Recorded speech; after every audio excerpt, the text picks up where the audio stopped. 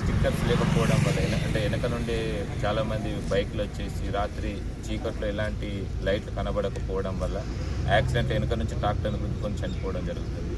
దానికి కానీ ఈరోజు వెనక ట్రాక్టర్స్కి వెనక రేడియం స్టిక్కర్స్ వారి చేతనే వేయించడం జరిగింది. రేడియం స్టిక్కర్స్ అతను ఇక్కడ మేము వాళ్ళకు అందుబాటులో పెట్టేసి వారి చేతనే రేడియం స్టిక్కర్స్ వేయించడం జరిగింది. అదేవిధంగా చాలామంది ఓనర్లు వాళ్ళ పేరు మీద డ్రైవింగ్ లైసెన్స్, ఇన్సూరెన్స్ అన్ని పేపర్లు సబ్మిట్ చేసి మన ఇసుక వాహనం ద్వారా వాళ్ళు ట్రాక్టర్ బుక్ చేసుకుంటున్నారు.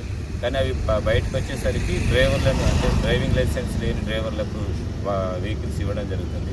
ఆ విధంగా ఈరోజు చెక్ చేస్తే ఒక మైనర్ డ్రైవర్ కూడా మాకు కనబడ్డాడు. డ్రైవింగ్ లైసెన్స్ లేని వాళ్ళు కూడా ఇద్దరు ముగ్గురు మేము గుర్తించడం జరిగింది.